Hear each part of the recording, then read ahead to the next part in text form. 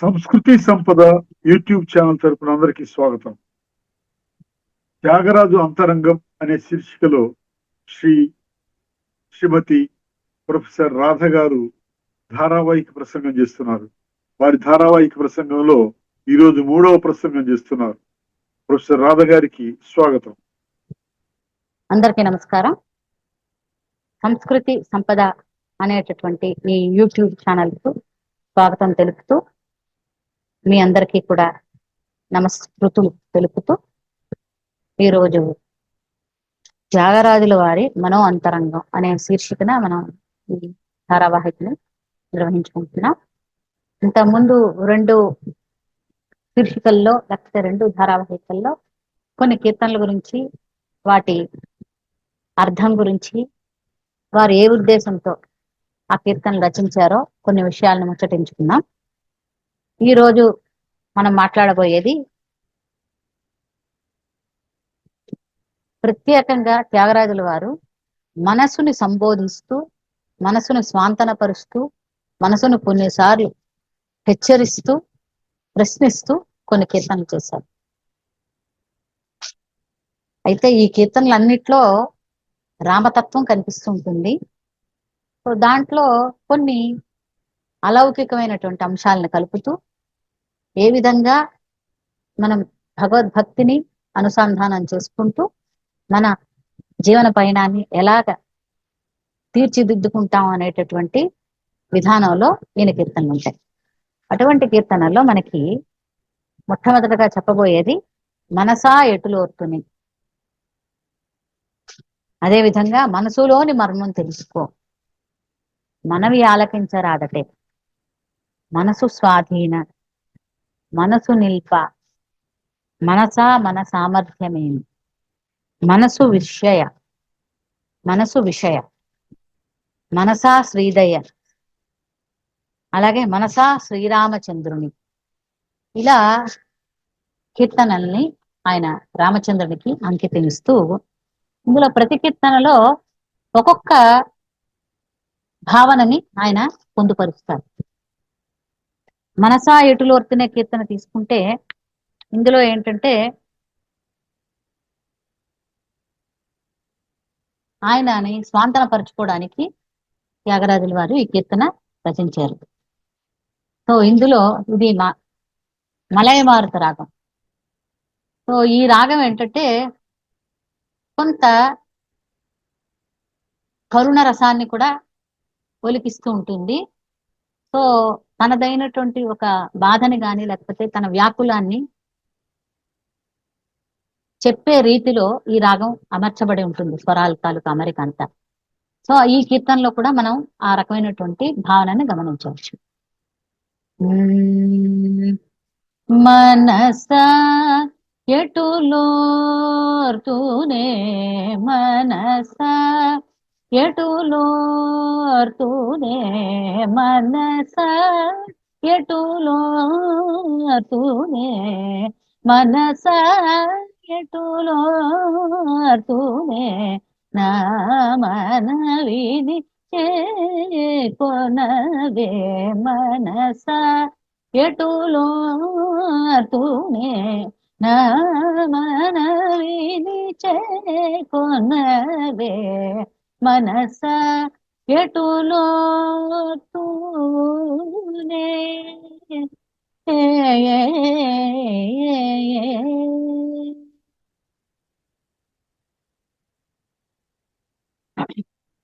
దినకర కుల భూషణుని, దినకర కుల భూషణుని, దినకర కుల భూషణుని, దినకర కుల భూషణుని, తేనుడవై పంజన చేసి, దినకర కుల భూషణుని, తేనుడవై పంజన చేసి, దినముగడు పుమనిన నీవు వినవగల గుణవిహీన, ದಿನಮುಗಳು ಕುಮನಿನ ನೀವು ವಿನವದೆಲ ಗುಣವಿಹೀನ మనస ఎటులో తూనే ఏ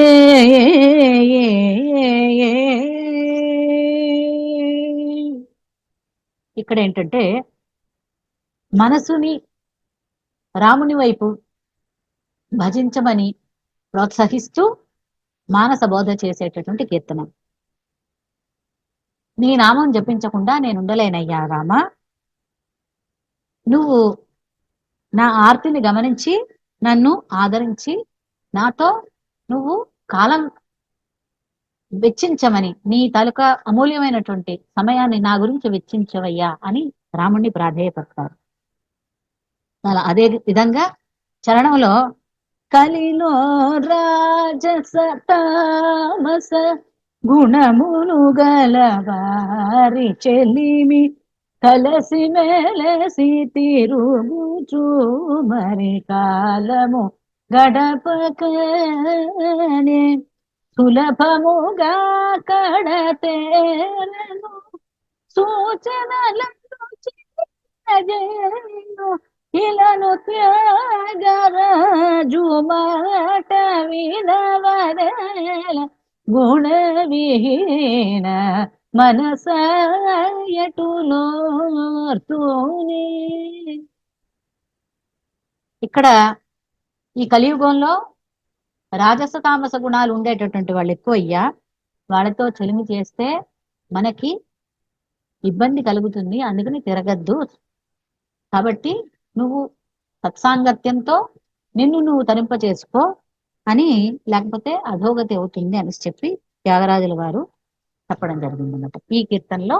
ఇటువంటి అంటే మనసుకు ఉద్బోధిస్తూ, అందుకని గుణవిహీన అంటే తనకి తను నువ్వు ఇలా వింటేనే నువ్వు రామునికి దగ్గరగా అవుతావు అని చెప్పి చెప్పుకోవడం. అలాగే మనవి ఆలకించరాదట అనేటటువంటి ఒక కీర్తన. ఇది నళిన కాంతి రాగం.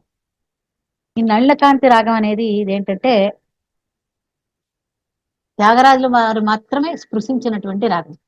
సగరి మా పని సాని పమగరి సా దీర్ఘశంకరాభరణ జన్యం. ఇది కూడా ఒక చక్కటి కీర్తన. ఇది చాలా ప్రచారంలో ఉండేటటువంటి కీర్తన.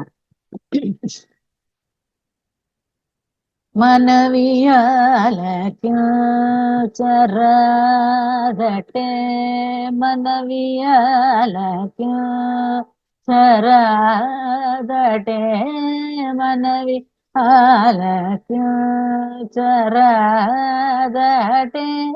మర్మమెల్ల పేదనే మనస మనవియాలక్యరదటే మర్మమెల్లదల్ పేదనే మనస మనవియాలక్యరదటే.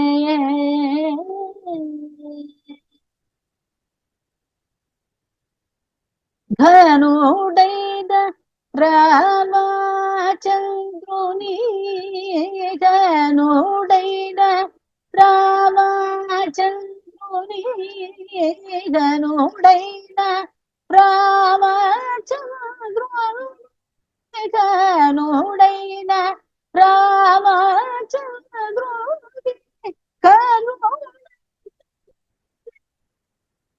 కల్పిన ధనుడైన రామచంద్రుని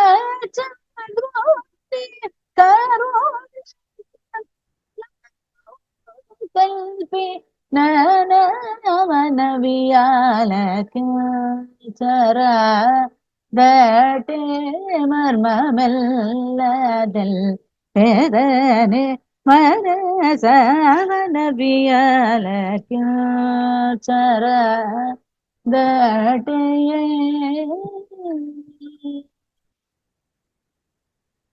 కర్మకాండమతత్కృష్టులో భవ కర్మకాండమతత్కృష్టులై భవ గహన చారులై గాసి జల్దగా కర్మకాండ మాతాత్పృష్టులై భవ గగన చారులై గాసి జల్దగా కలి మానవ అవతారుడే కలి మానవ అవతారుడే కలి నటన త్యాగరాజు మనవియాలకు చరదటే మర్మ మెల్లదల్ పేదనే మనవియాలకు చరదటే.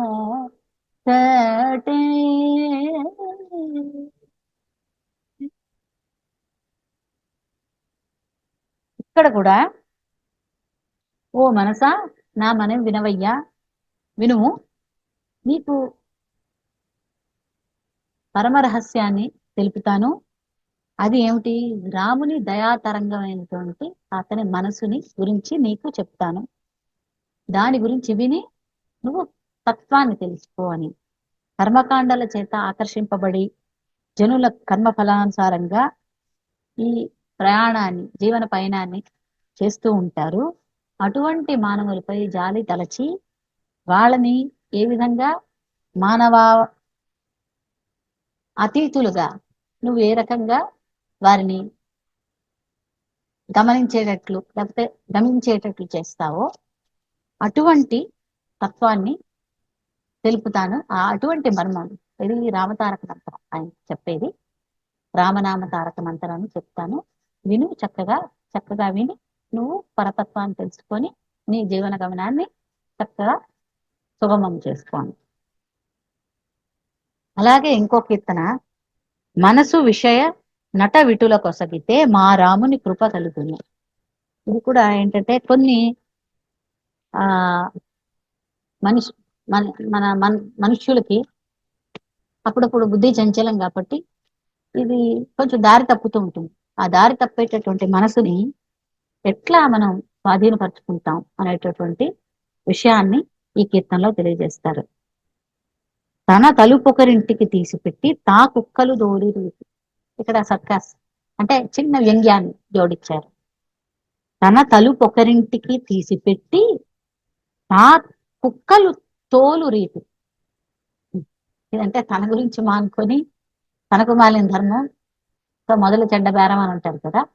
సో అదే విధంగా ఏంటంటే తన ఇంటి తలుపులు చక్కగా బార్లా తెరిచేసి వేరే ఇంటికి తను వేరే పనులు నిర్వహించుకునేటట్లు చేయడం, తద్వారా తన ఇంటికి అపాయం గాని లేకపోతే వేరే రకంగా ప్రమాదం కలుగుతుంది అనేటటువంటి ఒక సూచన చేశారన్నమాట. చౌటికి రంకాడబోతే కూటి తపిల కోతి కుంపోయినట్టు కాదో, చెవిటికి ఉపదేశించినట్టు కాదో. ఇవన్నీ ఏంటంటే ఆయన హితోపదేశాలు. ఇక్కడ ఏంటంటే అక్కడ ఉండేటటువంటి సాంఘిక దురాచారాలు అవ్వచ్చు, లేకపోతే మనుషుల తాలూకా కొన్ని దుష్ప్రవర్తనలు కావచ్చు. వీటిని గురించి సున్నితంగా తనదైనటువంటి ఒక విమర్శ చేస్తూ అటువంటి పనులకి చెయ్యొద్దు, వాటిని వైపు చూడొద్దు, మనసు రామభక్తి వైపే ప్రసరింపచేయు లేకపోతే ప్రవర్తింపచేయు అని చెప్పి త్యాగరాజుల వారు ఈ కీర్తనలో చెప్పడం జరిగింది. అదే విధంగా ఇంకో కీర్తన తీసుకుంటే మనసు స్వాధీన. ఇది మనసు స్వాధీన, ఇది చక్కటి శంకరాభరణ కీర్తన. ఇది శంకరాభరణంలోని చాపుతాళంలో ఉండేటటువంటి కీర్తన.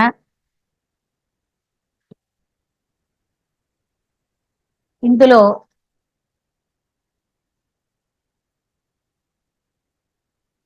ఎట్లా మన మనసుని స్వాధీనం చేసుకోగలుగుతాం, మన అధీనంలో ఏ రకంగా దాన్ని పెట్టుకోవచ్చు అనేటటువంటి అలాంటి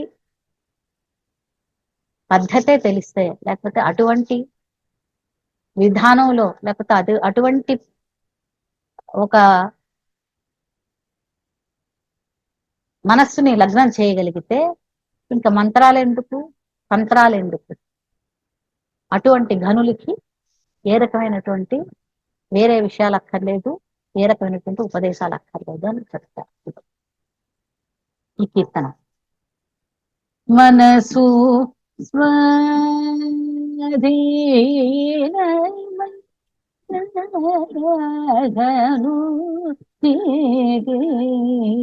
మరి మంత్రతంత్రములే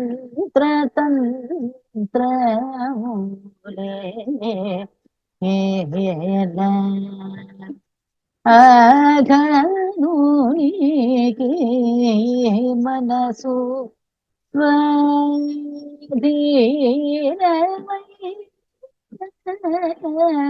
ధనునికి మరి మంత్రతంత్రము లేలా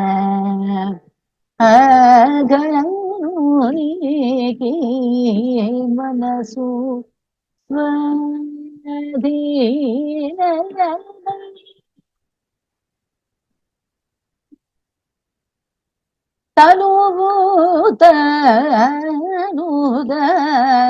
తనువుతనుదని ఎంచు వరానికి తనువుతనుదని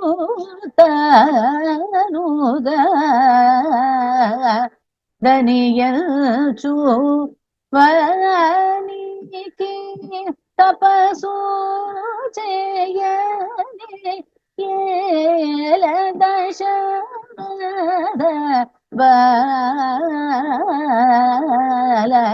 తనువుతనుగాదని ఎంచు వానికి తపసు చేయని ఏల దశరథ బాల మనసు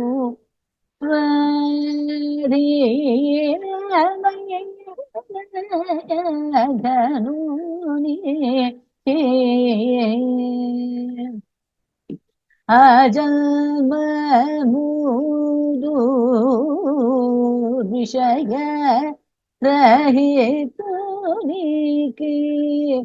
గత గతము లేల అజన్మము దూర్విషయ రహితునికి గత గతము లేల రాజా రాజేశ నిరంజన నిరూప రాజ రాజేశ నిరంజన నిరూపమ రాజ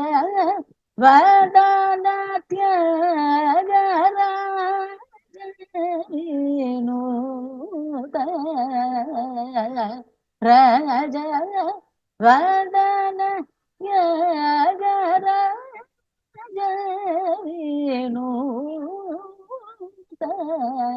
మనసు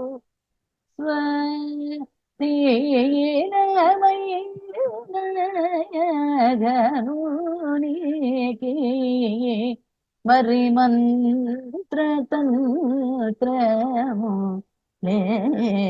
లేల ఘనునికి మనసు స్వాధీనమై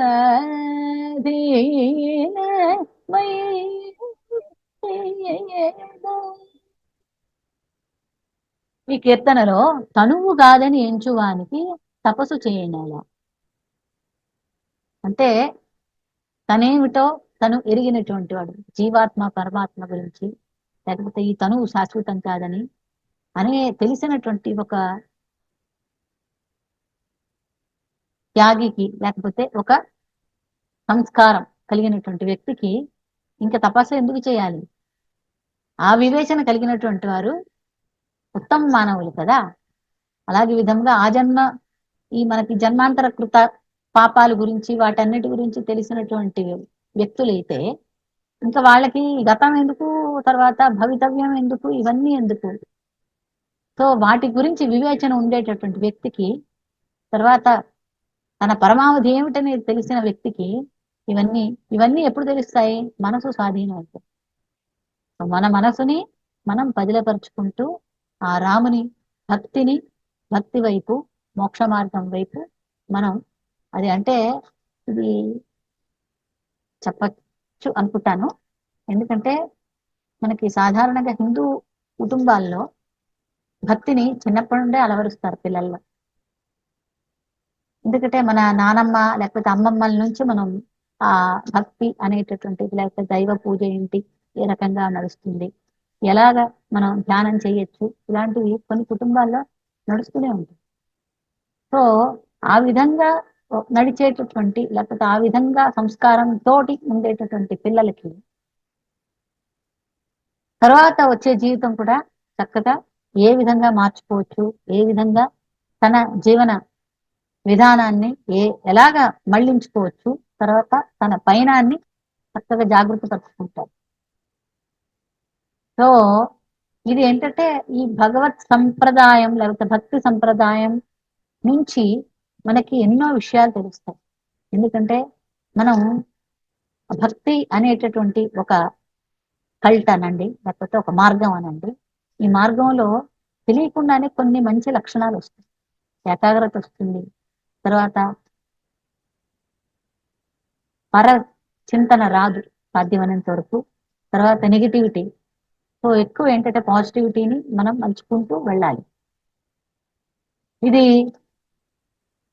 మెడిటేషన్తో రావచ్చు, లేకపోతే మనసుని ఎంత మనం ఏకాగ్రతతోటి స్వాధీనం చేసుకోగలుగుతామో వాటి ద్వారా మనం ఈ అన్ని అంటే మనకి ఏదైతే మనకి సక్రమ మార్గం అని చెప్తారో, ఒక చింతన సచ్చింతన అని చెప్తారో, వాటి వైపు మనకి మళ్ళుతుంది మన మనసు. అది ఏంటంటే కుటుంబాల్లో చిన్నప్పటి నుండే దానికి ఆ బీజం నాటితే అది అలాగా మనకి కుటుంబం తరతరాలుగా అంటే వారి పిల్లలు, మనవలు ఆ విధంగా ఏంటంటే ఆ చింతనలోనే వాళ్ళు ఆ గమ్యాన్ని లేదా గమనాన్ని నడుపుతూ ఉంటారు. ఇటువంటి సత్సాంప్రదాయాలు మనకి ఏంటంటే త్యాగరాజాది వాగ్గేయకారులందరూ ఏంటంటే మనకి ఎన్నో మంచి విషయాలు భక్తితో అంటే ఒక రాముణ్ణో లేకపోతే ఒక కృష్ణున్నో వీటిని కొలవడంతో పాటు, కీర్తించడంతో పాటు ఈ రకమైనటువంటి మనకి సంఘంలో ఉండేటటువంటి కొన్ని విషయాలను ముచ్చటించడం ద్వారా అందులో మనకి ఏంటంటే ఈ రకంగా మనిషి ప్రవర్తన ఉండాలి, లేకపోతే ఏ రకమైనటువంటి బుద్ధిని కలిగి ఉండాలి, లేకపోతే ఏ రకంగా మనం మనసుని ఎదుటివారి మనసుని తెలుసుకునే విషయాలను కూడా కొన్ని చోట్ల చెప్తారు. ఆకలింపు చేసుకునే తత్వాన్ని, లేకపోతే భగవంతుని ఏ విధంగా మనం ప్రసన్నం చేసుకోవాలి, ఇవన్నీ అంటే ఇది జీవన శైలికి అత్యవసరమైనటువంటి మార్గాలు. మనం జీవిస్తాం, ప్రతి మనిషి జీవించడం అవసరం. కాకపోతే ఆ జీవనంలో కొంతమంది కొన్ని రకాలైనటువంటి అనుసరిస్తుంటారు. ఆ అనుసరణలో ఏంటంటే కొంత మంచి ఉంటుంది, ప్రతి మనిషిలో మంచి చెడు ఉంటుంది. కానీ ఈ రకమైనటువంటి వాగ్గేయకారులు లేకపోతే ఇటువంటి ప్రవక్తలో లేకపోతే ఇటువంటి పెద్ద ఆ గురువుల ద్వారానో మనకి కొన్ని మంచి విషయాలు తెలుస్తాయి. వాటి ద్వారా మనల్ని మనం సంస్కరించుకుంటూ ఈ కీర్తనలు పాడుకుంటూ ఇంకొంచెం మనం వాటిని భావాన్ని మనం గ్రహించి మనం ఇంకొంచెం మనల్ని మనం జాగ్రత్త పరుచుకోవడం లేకపోతే మనల్ని మనం సంస్కరించుకునేటటువంటి దిశగా మనం వెళ్తాం. సో ఆ విధంగా ఏంటంటే ఈ రోజు మనం త్యాగరాజుల వారి కృతుల్లో మొట్టమొదటి ఏంటంటే మనం కొన్ని నాద సంబంధమైన విషయాలు తెలుసుకున్నాం, స్వర సంబంధమైన విషయాలు తెలుసుకొని అందులో కొన్ని కీర్తనలు పాడుకున్నాం. తర్వాత సంగీత సంబంధమైనటువంటి విషయాలు కూడా కొన్ని తెలుసుకొని మనకి అందులో చక్కటి కీర్తనల్ని వాటి అర్థాన్ని కొన్ని తెలుసుకున్నాం. తర్వాత నెక్స్ట్ ఏంటంటే ఇప్పుడు ఈ రోజు శీర్షికలో ఏంటంటే మనసును మాత్రమే కేంద్రీకృతంగా చేసుకొని త్యాగరాజు వారు కొన్ని బోధనలు కానీ, హితోపదేశాలు కానీ, లేకపోతే సంఘంలో ఉండేటటువంటి కొన్ని ఆ దురాచారాలని కొన్ని సద్విమర్శతోటి, లేకపోతే చిన్న చిన్న విమర్శతోటి వాటిని ఏ విధంగా సంస్కరించుకోవచ్చు, ఏ విధంగా మనల్ని ఇంకొంచెం సద్వర్తనలుగా చేసుకోవచ్చు అనేటటువంటి విషయాన్ని మనకు చెప్పడం జరుగుతుంది. అదే విధంగా ఇంకా నెక్స్ట్ శీర్షికలో ఏంటంటే మనం కొన్ని కీర్తనలు మనసు నిల్ప శక్తి లేకపోతే, ఇక్కడ ఈ కీర్తనలో కూడా మనకి కొంచెం అక్కడ ఉండేటటువంటి సాంఘిక తర్వాత ప్రవర్తన గురించి, సో ఆడవారి ప్రవర్తన కానీ మగవారి ప్రవర్తన గారి గురించి చిన్న తనదైనటువంటి ఒక సటిల్ హాస్యంతో, హ్యూమర్ తోటి, లేకపోతే సటిల్ ఒక చిన్న సర్కాసిజం తోటి చెప్పడం జరిగింది. అలాగే మన సామర్థ్యం, ఇక్కడ ఏంటంటే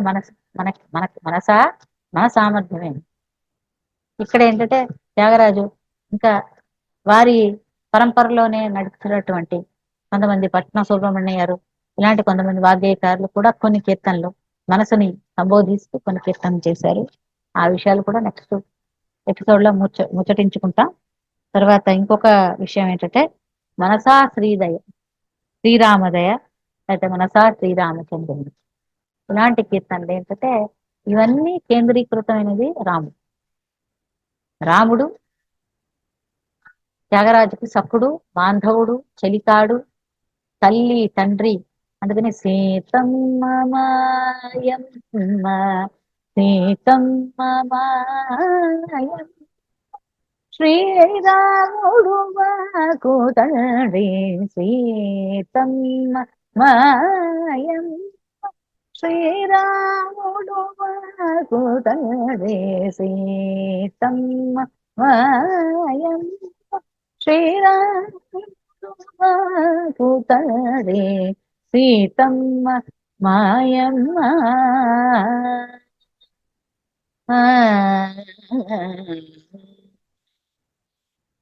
వాతాత్మజ సౌమిత్రి వైన తండ్రి పువర్ధన, వాతాత్మజ సౌమిత్రి వైన తండ్రి పువర్ధన, ధాత భరతాదు సోదరులు మాకు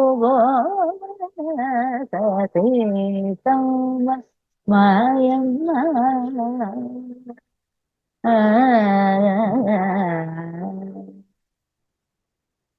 సో ఇలాగ ఏంటంటే సీతమ్మ మాయమ్మ, శ్రీరాముడు మాకు తండ్రి. సో మీరందరూ ఉంటే వాతాత్మజుడు అంటే హనుమంతుడు, భరతుడు, శత్రుఘ్నుడు, వీళ్ళందరూ మాకు సహోదరులు. సో రామ పరివారం అంతా మా బంధుగణం. సో కాబట్టి నువ్వు ఉండగా మాకు చింత ఎలనయ్యా అని చెప్పి త్యాగరాజు చెప్తారనమాట. ఇలా ఒక్కొక్క కీర్తన తీసుకుంటే ప్రతి కీర్తనలోనూ ఒక వివేచన గాని, ఒక హితం గాని, లేకపోతే ఒక పురాణ గాథ గాని, లేకపోతే ఒక సంగీత సంబంధం గాని, లేకపోతే ఒక వేదాంత తత్వం గాని, లేకపోతే కొన్ని చోట్ల ఆత్మావలోకనం తెలియజేసేటటువంటి విధానం గాని, ఇలా ప్రతి కీర్తనలో మనకి కొన్ని కొన్ని విషయాలు త్యాగరాజ కీర్తన చెప్తారు. ఇవి కాకుండా కొన్ని అంబా స్తుతిగా, అమ్మవారి స్తుతిగా, కొన్ని శివస్థుతిగా, కొన్ని రామస్థుతిగా, కొన్ని కృష్ణస్థుతిగా, ఇలా పలు రకాలుగా త్యాగరాజ కీర్తనలు చేశారు. ఇవాళ కొన్ని కీర్తనల గురించి మనం ముచ్చటించుకుందాం. నెక్స్ట్ శీర్షికలో ఇంకొన్ని కీర్తనల గురించి మనం ఇంకొన్ని విషయాలు గురించి మాట్లాడుకుంటాం. అంతవరకు సెలవు. నమస్తే.